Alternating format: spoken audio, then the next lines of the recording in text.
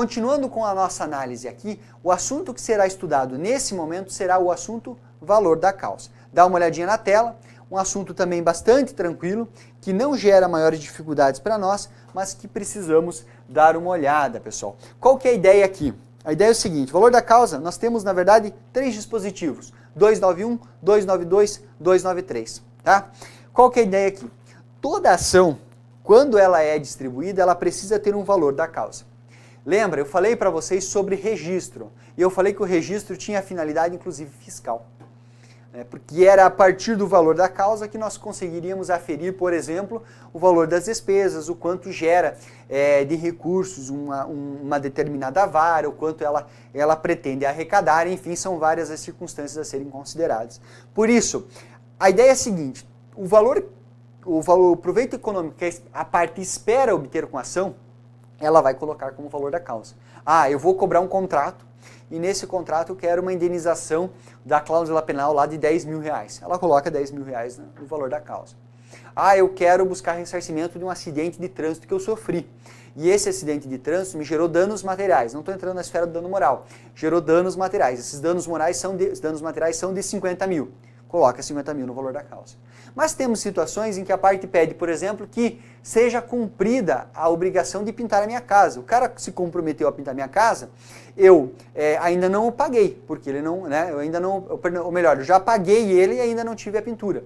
Nesse caso, ele pede primeiramente que a parte pinte, e se ela não pintar, ela pede uma indenização. Qual que é o valor que você vai cobrar? O valor da obrigação, o valor do contrato, enfim, nós temos algumas regrinhas que visam facilitar compreender aqui qual que é o valor da causa. A regra que você tem que saber para a sua prova, não existe processo sem valor de causa.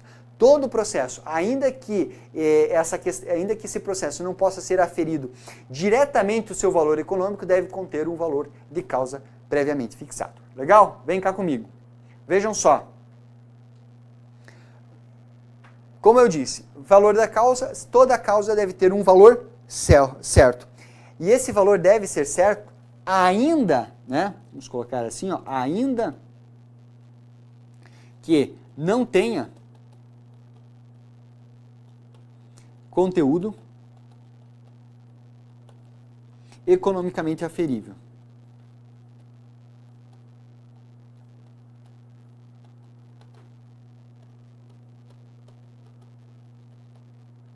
Ainda que não tenha valor economicamente aferível. É obrigatório que haja, né? É obrigatório que haja aí referência ao valor da causa, certo? E aqui, pessoal, parâmetros. Em relação a esse assunto, você tem que conhecer esses parâmetros aqui, né? Eu ainda não encontrei questões atualizadas sobre isso, né? As questões antigas a gente tem que olhar com reservas aí, porque nós tínhamos uma sistemática um pouco diferente, mas você tem que ficar muito atento a esses parâmetros que nós temos estabelecidos agora lá no artigo 292. Vejam, quando se tratar, pessoal, de uma ação que tem por objetivo cobrar, veja, uma ação que tem por objetivo cobrar uma dívida, o valor da causa vai levar em consideração o valor principal desse contrato que não foi cumprido, que foi inadimplido. Além disso, pessoal, deve conter também o valor dos juros, devem estar expressos o valor dos juros, se houver pactuação de juros, e eventuais penalidades, né? Um contrato, o que ele vai prever? Ele vai prever o seguinte, vai dizer assim, ó, eu firmo um contrato para um valor X. Então, se a parte não cumpriu, ela fica devendo aquele valor, tá? Bem hipoteticamente aqui, só para facilitar a compreensão. Aí você diz assim, que se não for cumprido, a partir do momento que não cumprir, incide um juros. E esse juros é no valor de X% ao mês. Também vai para o pedido. E além disso, poderá ser aplicada uma cláusula penal, que é uma multa pelo descumprimento do contrato. Essa cláusula penal também vai ser somada. Então vejam, nós temos principal, juros e eventuais penalidades. A legislação fala de forma ampla, nós vamos adotar aqui penalidades, certo? Ação de cobrança de dívidas. Show? Perfeito. Na sequência, ação em face de um ato jurídico, né? Um ato jurídico qualquer que possa ter gerado uma ação. Nesse caso, pessoal, né? Nesse caso, o valor do ato ou parte que gerou a controvérsia em relação a esse ato jurídico praticado. Numa ação de alimentos, né? Aqui era para ato jurídico. Numa ação de alimentos, 12 prestações mensais. Olhem só que interessante. A mãe, representando lá o filho, a criança de 5 anos de idade, ingressa com ação de alimentos, cobrando alimentos do pai. Certo? E ela pretende a cobrança de alimentos no valor de R$500 mensais do pai. Perfeito. Qual que será o valor da causa? R$500? Não. O valor da causa será 12 parcelas de R$500, que vai totalizar, no nosso casinho aqui, 6 mil. Então você vai pegar qual é a pretensão mensal da mãe, ou melhor, do filho, né, que está sendo representado da mãe. Lembre que a ação de alimentos ela é proposta pelo filho sob representação da mãe, porque o beneficiário direto é o filho, não é a mãe, então que fique claro isso. Mas nós teremos ali o equivalente a 12 prestações mensais para fins de fixação do valor da causa. Ação de divisão, demarcação ou reivindicação. Pessoal, envolve bem imóvel. Está discutindo a divisão do bem imóvel, a demarcação do bem imóvel, ou a parte está reivindicando posse que foi esbulhada, turbada, enfim, não interessa o que, não interessa o caso. É ação que envolve imóvel, nós vamos considerar a avaliação desse imóvel. Esse imóvel vale 200 mil, portanto, será, né, o imóvel vale 200 mil, portanto, o valor do imóvel será de 200, o valor da ação será de 200 mil. Temos ainda mais 4 parâmetros aqui. Uma ação indenizatória, o quanto a parte pretende. Indenização por danos morais. A parte sofreu um acidente, né? E ela pretende indenização por danos materiais e morais. Materiais, 30 mil, ela tem um cálculo. Indenização por danos morais, ela pretende receber outros 30. Então ela coloca 60 mil no valor da causa. Quanto mais ela colocar, maior será o valor das despesas desse processo, tá bem? Então fique atento. Ação de indenização, o que a parte pretende. Ação em que há acumulação de pedidos. Professor, o que seria isso? A parte faz um pedido A, um pedido B e um pedido C. Ela diz que em face do réu, ela quer indenização por danos morais e por danos materiais. Somos 2. Pedidos cumulados devem ser somados para fins de aferição do valor da causa. Tranquilo? Tranquilíssimo. Ação com pedidos alternativos. Aqui cuidado. Qual que é o pedido alternativo? A parte, ela pretende que o réu cumpra, né, dado inadimplemento, que o réu entregue o bem ou pague um valor, entregue o veículo ou pague o valor correspondente. Se ele for entregar o veículo já tem ali um valor depreciado e tal, enfim, vale 10 mil. Ou que pague 15 mil a título de indenização.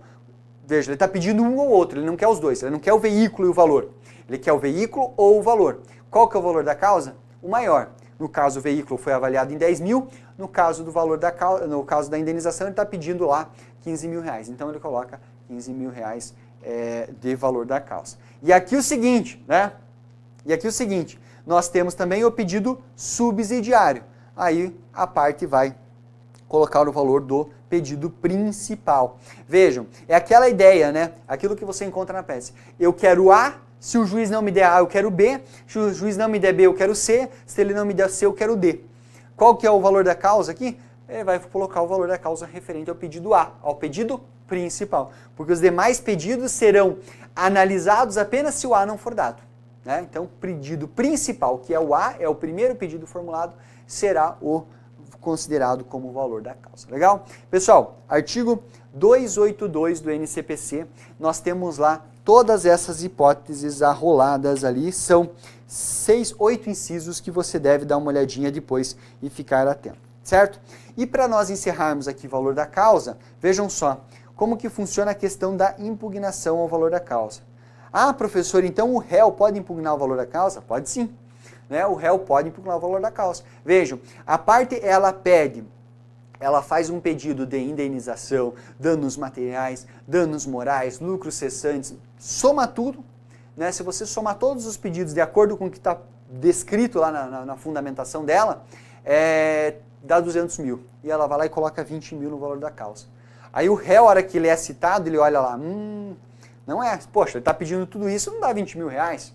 Então que ele pague, se ele pretende 200 mil contra mim, que ele pague todas as despesas, todas as custas, que variam um percentual em face desse valor da causa, que ele pague todas essas custas em razão desses 200 mil e não em razão dos 20 mil. O que o réu faz? O réu vai arguir em preliminar de contestação, vamos anotar, lá em preliminar de contestação, ele vai arguir a complementação do valor da causa, né?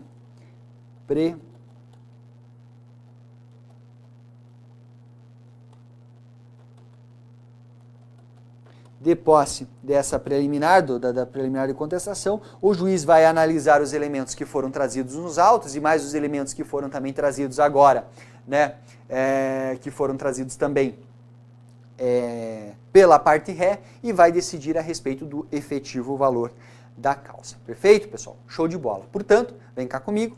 Com isso, nós encerramos o estudo do valor da causa. Legal? Beleza, pessoal. Show de bola.